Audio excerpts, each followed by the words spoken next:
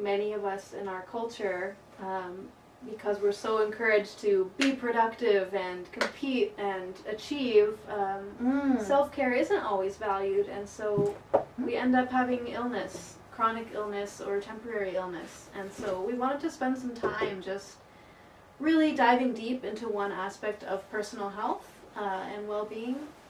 And we're going to do that by interviewing our friend Randy. If you have diabetes and that's something you've dealt with and that's something you're doing well with, as I understand, and I'd just love to hear what you have to say, just a little history from you. Yes, it's improved drastically. I became a diabetic about 3, almost 4 years ago. Have tried to eat right, but not been truly successful. Have been up and down in my blood sugar levels. Have found that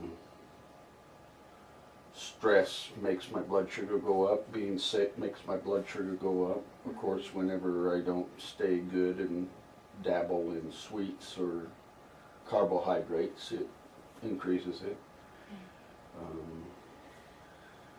It runs in your family too, right? Yes, it does. My mother was a type 2 diabetic, which I am, takes medicine to control it, and my father was type 1 diabetic. He injected insulin.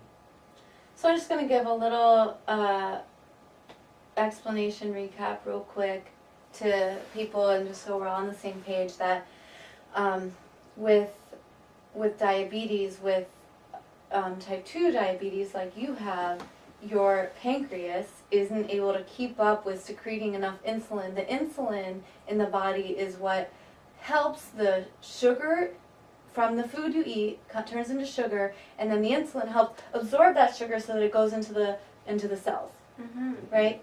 And so a type 2 diabetic is where the pancreas is just kind of wearing out. It can't keep up, and you're not secreting enough insulin.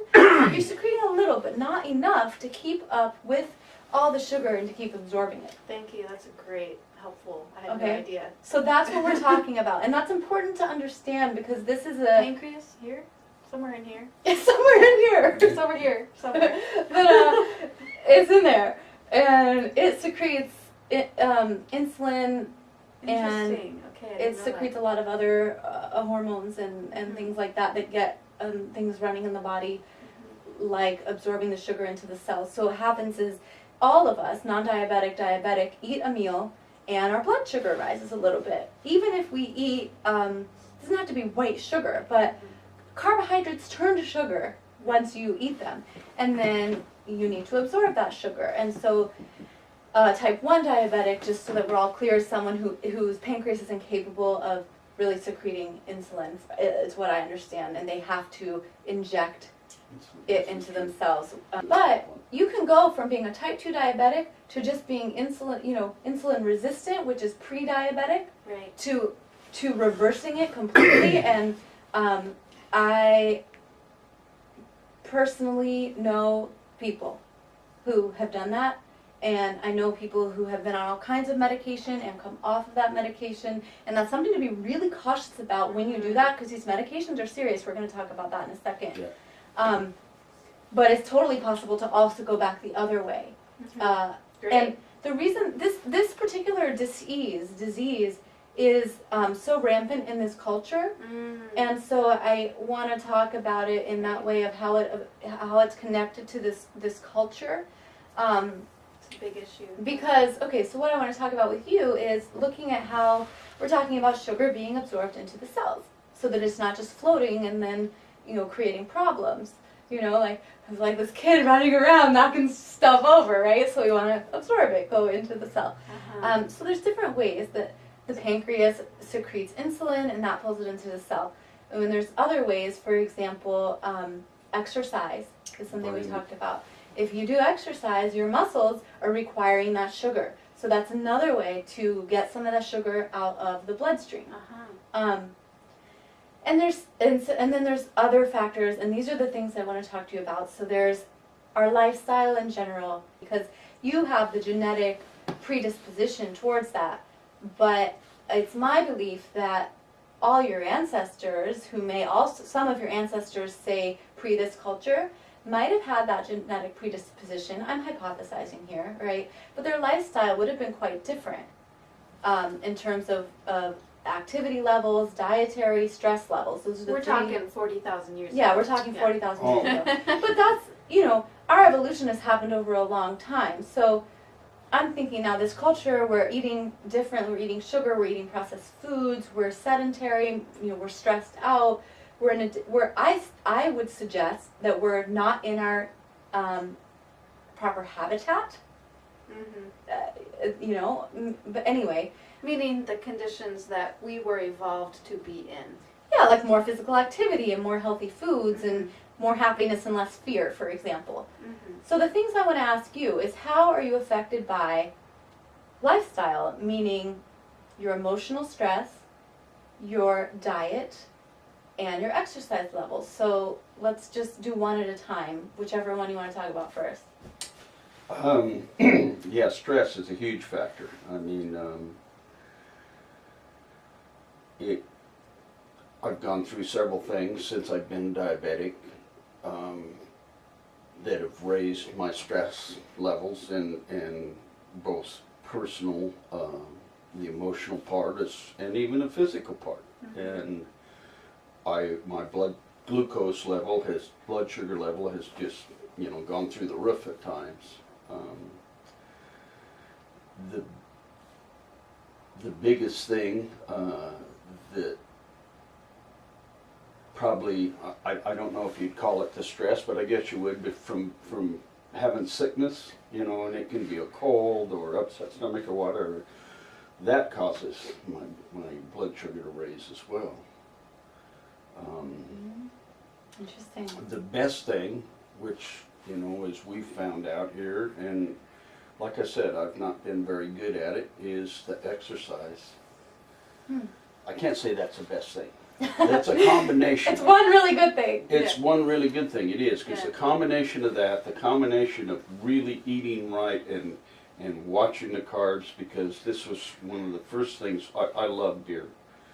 And I was told that if I was going to drink, and my doctor said, everybody drinks, doesn't matter whether you're diabetic or not, and they don't expect you to give it up, but he told me drink alcohol and diet as pop, as opposed to drinking beer, because he said, you get a double whammy. Beer's full of sugar, beer's full of carbs, and carbs are just as bad for you as...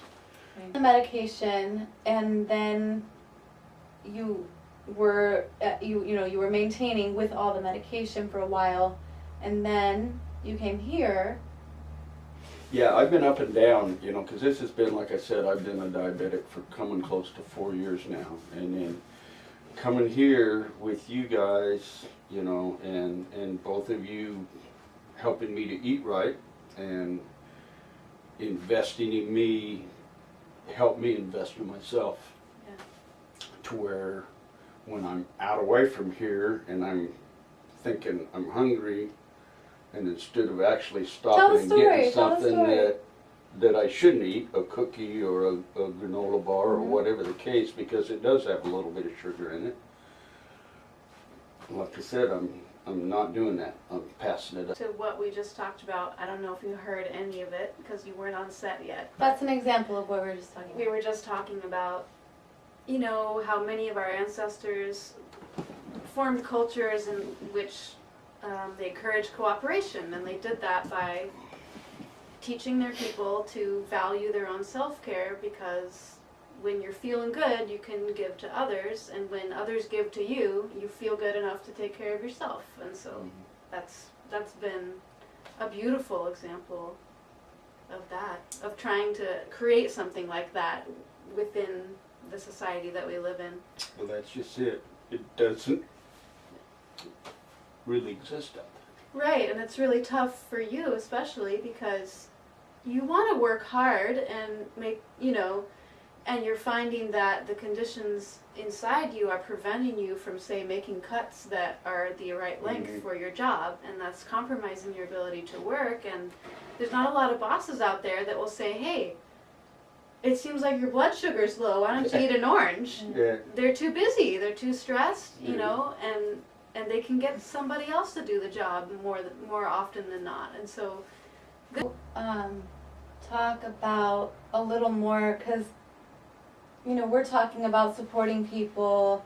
You're saying that it's been really powerful for you to be here and have people invest in you. Could you talk any more about examples of what that means, what that looks like in your experience of being here? Well, this is it. You know, it's, as I've told you guys, you both are a blessing to me.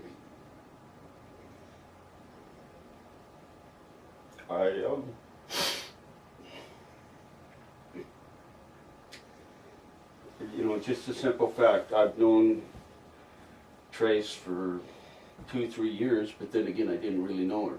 You know, I've been very good friends with Jason for many years, and I would come over and see her. And I've met you once before I come here, I think.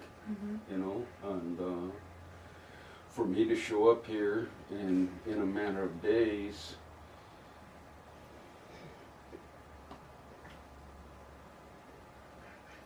you're wanting to help me be more healthy, and to be more emotionally stable, and not just healthy from the point of eating, but getting exercise. You know, I'm 58 years old. I'm just like anybody, I suppose. I have a bad habit of whenever I'm not working, sitting, you know.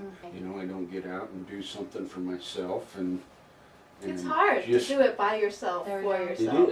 It is, you know. My past relationship, she had bad knees. I mean, she could literally not step like this upstairs. She had to step, you know, sideways to get up. And that's where, you know, it would have been even hard for her to support you in getting exercise, because she's struggling herself. Yeah, she couldn't do it herself, you know, she couldn't run. Just to be supported in that little bit, to be able to get out and walk and have someone encourage me, and just like I said, to have you guys invest in me. So it's just, yeah. As far as, you know, eating properly is wearing off, because, you know, it means so much. And so, like you were saying earlier, and to kind of conclude from what you're saying, it's really showing how to have more than just one partner, you know, who has their own issues, but to have a group, a tribe, a family of people who are all supporting each other at different times in their different ways really makes it flow. And also to be valued, because you're valuable not just for what you can produce for us, but because you're my romantic partner, you know, you're his best friend for 20 years. There's depth there, there's loyalty there, and so automatically, like, I recognize, because I trust him, that there's something really inherently valuable about you as a person, you know, and she recognizes this as well. So different values. It's just the example that we're trying to demonstrate. Supporting you also happens to support us, because if we are motivated to, oh, Randy really needs to eat well, like, it gives me that little boost to continue to eat better than, because I can slip too. And so that's really supporting me, and like, I do exercise every day, but supporting you to do exercise today really keeps me honest about it. And so there's that benefit too that is really real. Like, I'm feeling healthier because I'm helping you to feel healthier, which is helping me to feel healthier. So it's really, it goes around. I want to continue to move us along, and with you, I want to go to the part that I want to conclude with you, which is just to say that your blood sugar, since you've been here, you've been addressing your emotions, your diet, your your exercise and your stress and all of it. So your blood sugar levels seem to be changing since you've been here to the point where you're actually going to start decreasing your medication, right? Yes,